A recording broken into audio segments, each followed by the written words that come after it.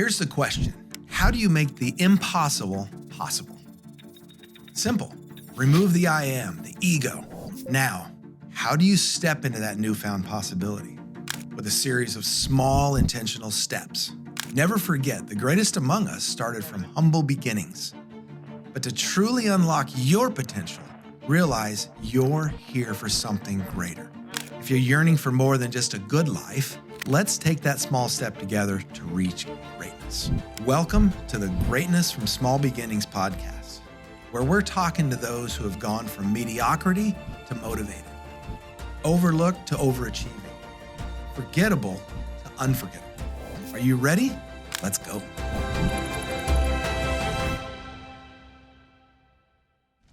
Welcome back, everybody. This is the Greatness from Small Beginnings podcast, and this is a redo.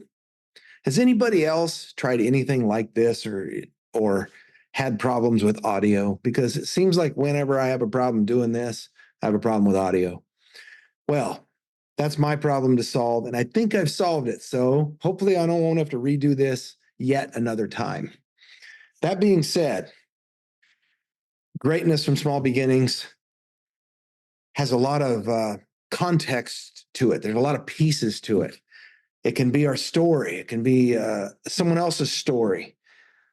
It can be my story that I'm sharing with you, someone else's story sitting here with me, which you've seen me done, any of those of you returning. And welcome back to you if you have. It also can be some tactical things, which is what it's going to be today. I pulled this off of an email that I get from this guy that's a business coach. Kevin Weir, I think is his name. I didn't write it down here, but I want to give him kudos for putting this down. So there's 10 tips to manage better, okay, to be a better manager. But essentially, it's the activities of the management that he's pointing at here. And then if you take a moment, as I'm going through this list and giving some nuances to it, adding my spin to it, adding some of my own jewels, if you consider that these things can be used almost anywhere in life, anything that we are leading, any relationship we're in, maybe it's with a spouse, maybe it's in our families, maybe it's in our friend group, that most of these things are going to work really well in just in life in general. A couple of them are a little off in a friend group, let's say, or in a family, in a marriage, but you'll see what I mean when I start going through them. All right, so let's get started on these. Tips to manage better. And this is what I took off of the email. So are you ready to take your management skill to the next level? Question. I've got you covered. 10 game-changing tips to help you become the best manager you can be. Well, I believe that you can be better. Greatness is about not being okay with where we are. I believe that's a big part of it. And the greatness that God's put us on this earth to be is an ever-moving, not just target, but an ever-moving evolution for us. That being said, let's get started with number one. Number one, know who you are. So the interesting thing about that is that we need to understand our strengths and our weaknesses, and we need to manage authentically within our own genre of authenticity. Yeah, interesting. I was on a call recently with a group of people, and they were talking about the fruits of the Spirit from Galatians 6 in the Bible. And there's different ones, love, joy, peace, faithfulness, gentleness, kindness. Anyway, there's a couple more I'm forgetting at the moment. But we went around the group and we wondered which ones were the most prevalent for each person there. And that was very revealing. And so as I did that, I thought, well, that the kindness thing probably is the one that rises to the top. But somebody else on the thread, in the Zoom room I was on, said, no, I really think for you it's gentleness. But the reason I don't see that gentleness is because for so many years in business, working in the field, putting my boots on and going to work, I often would go out there and I wouldn't mess things up, but I would just go and get so intense. Like I knew we could do better. I knew we could go faster. I knew we had a dollar amount target on these projects that I was out leading. And so I didn't live in that space of gentleness for years, at least out on job sites. But all of my crew members, everybody that worked for me, I didn't ever lose anybody. Well, that's not true. I only lost a person a couple of times because I popped off at them. Okay, so they knew there was a kindness in me. It just often wasn't a gentleness that was part of my personal culture that I was giving off. And so, though I've developed gentleness over the years and a more quiet spirit, there was a long period of time when gentleness wasn't really my main thing, but kindness always was. So for me, that's how you define. Just look back at your past, look at where you're at right now. And though you may, how do I put this? You may define it differently with different words now than you would have in the past, but it's good to know yourself and dig in a little bit. You need to know your team, those around you. It's good to discover the things they like, things they don't like, what's going on in their life as much as they're willing to share, maybe joke around a little bit with them, but find out about them. And it says here, get to know your team, get to know your employees' motivations and work ethic. And that work ethic part is really interesting. Like, where did you learn to do it like this? Where did you learn to work hard? Where did you, and then dig into their past, because everybody loves talking about themselves. And that's reasonable. Of course it's reasonable. That's one of the reasons I like doing a podcast, is I get to spend some time talking about me and the things I've learned. And that is energetic to me. And it's also a reminder of who I am. So number 3, set goals together. Help your team members set and achieve personal and professional goals. We at K&L, my business, K&L Industries, a paving company in Oregon, we take most of the team every year and we help them set typically some personal goals. But for some, it's a lot easier if we look at the business goals, because they're easy to put into, for them at least initially, they're easier there to figure out, okay, when do I do what, to make it simple, clear, concise, and then put a calendar to it. Sometimes our work goals are a little bit easier to get started, to learn that art, that skill of goal setting. So we typically start, if they need it, with business, work goals. Maybe it's a skill they need to learn or something like that. But then often we'll talk about the personal stuff, because that personal stuff then feeds into, almost always it feeds into what needs to go on at work to get to that personal thing. It's good to reveal that to the people. Number 4, praise often. Follow the 5-to-1 rule. Praise 5 times for every corrective action. That is 100% true. And I think that probably with our kids, it needs to be even more often. But because we want to work on their self-image. And I was talking to somebody recently about someone else. I don't really think it was gossip. I was just like, what do you think is the thing standing in the way right there? And somebody said it's because they just have it seems like they have they're hard on themselves. It seems like they have a bad self-image. And that's why they react in many cases like they are. And it's like, well, that is interesting to think about when we're talking about, but if we praise that person often, then they know we're on their side. So follow that rule, definitely. And that's something that I'm not really good at. Like, it's not my main thing to go affirm people. So it's something I have to work at daily, to think about, what can I say? What can I text? How can I encourage somebody? So work on that with me. There we go. And then let me know in the comments how that's going. All right.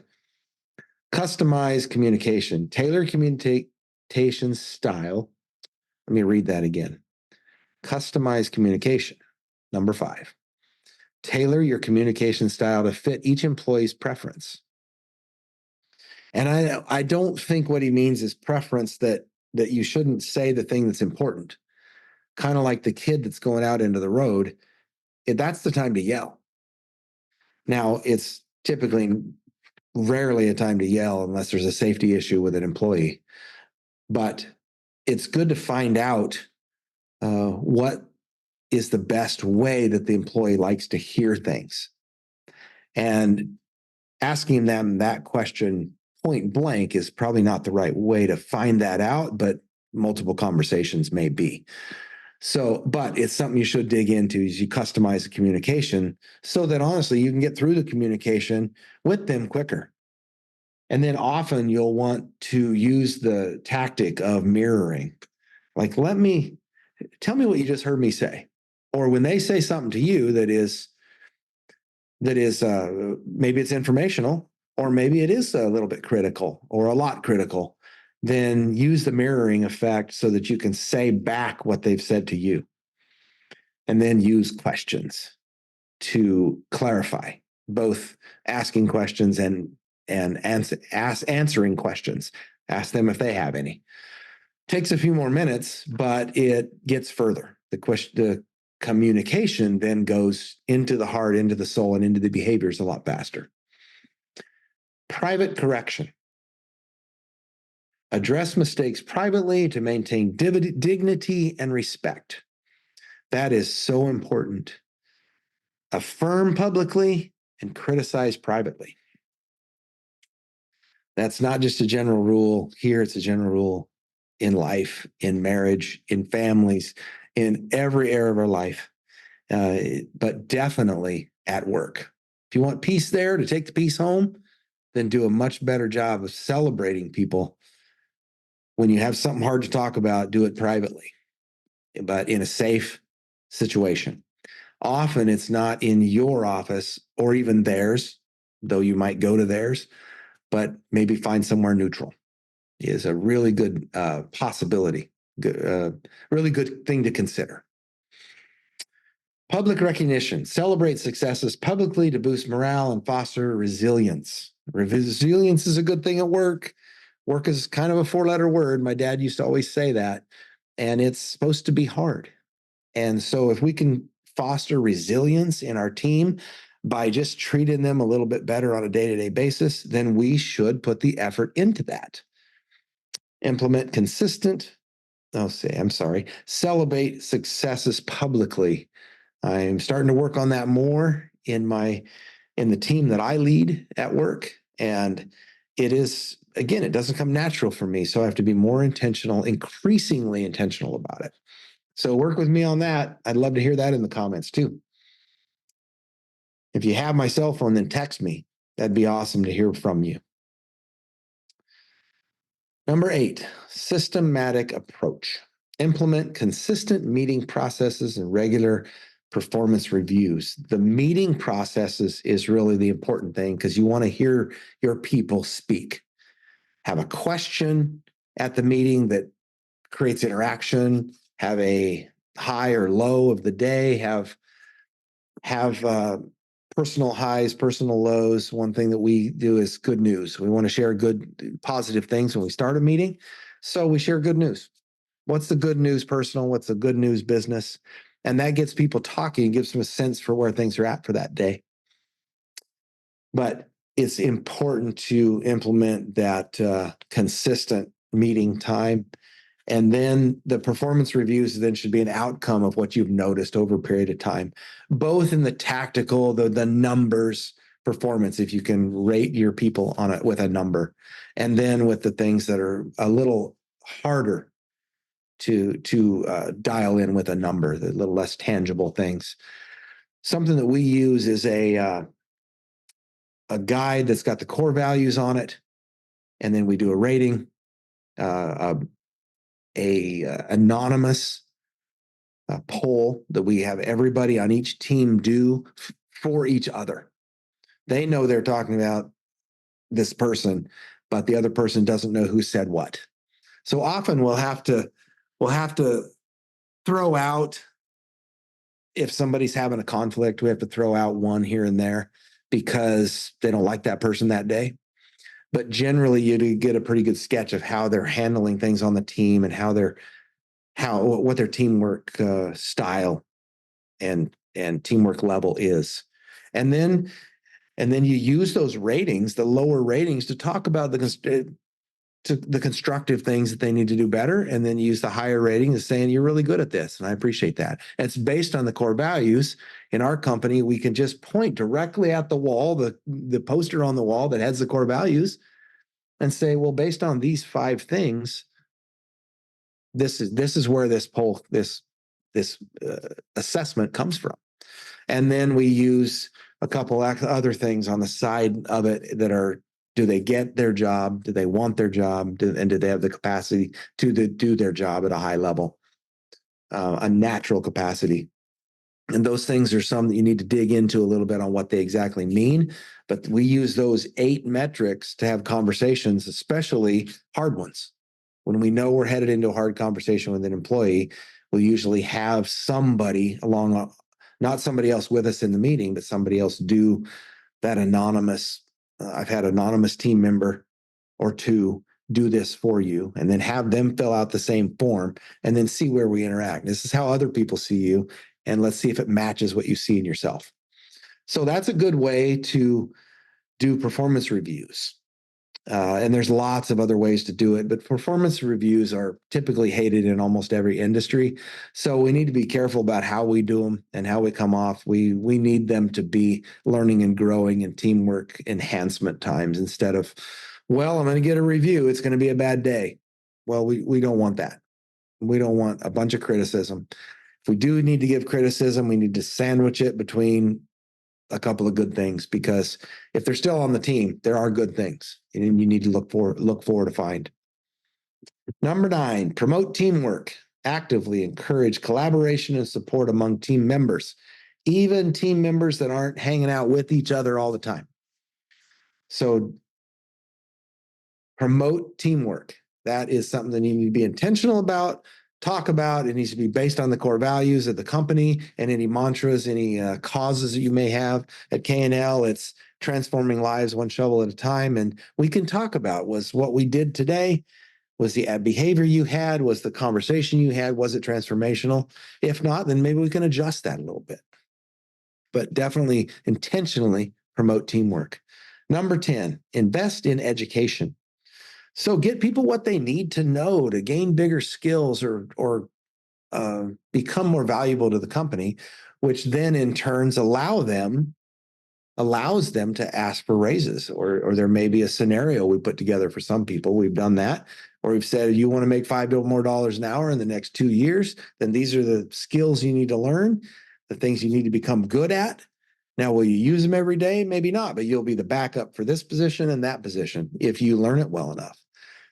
And so we invest in that education for them. That might be some outside sources, but most of that education is industry, and it's in-house. Like, we do things a certain way, and they need to go dig into that. But I make that their responsibility to go find out who's their person to teach them that, and how are they going to set up a scenario where they're not creating gaps by going in their own job by learning that thing. So that is also collaborative. So those are the 10 things. My add-ons are these things: is you only get better if you're humble and teachable. Okay. And that's, as a manager in particular, is that sometimes we manage from the top. My style is more from the middle. I'd rather pull a few, push others, but mostly walk side by side with people. But humble and teachable is the key to that, because I think we can learn a lot from our people if we're just humble enough to listen. But we have to ask questions and we have to listen. That creates that humility and teachability. It creates an awareness. And the most aware person in the room is the one that actually has the influence. Somebody said once it's power, but I think, and awareness does create power, but it really creates influence. If you have a vast awareness of what's going on, you have influence because you can speak to things. You'll also tend to keep your mouth shut more, because you'll have an awareness that every word you say needs to be measured, and it may not carry the same value to the rest of the room as it does to you. So wisdom will help teach you that. Also, humble and teachable allows you to apologize and ask questions that might help the others arrive to their own conclusion. And then maybe in a conclusion that you want them to arrive at, you might give clues, question type clues that get them there. Another thing I've added to this, how to manage better, is if there are posted core values, I've mentioned it before, set the stage with those, because then you could point at those instead of pointing at the person or criticism or anything. Let the core values create most of the conversation. So he said, if you have posted core values, set the stage of meetings and conversations with those rather than opinion or anything that could be something deemed arbitrary, which is sometimes it comes from perspective. Well, the core values have their own perspective that we talk about a lot. So let's use that. Do not lower your verbiage and communication style to allow the group you're don't go to the common denominator, the lowest one. Don't allow the conversation to spiral down. So I would use cussing as an example.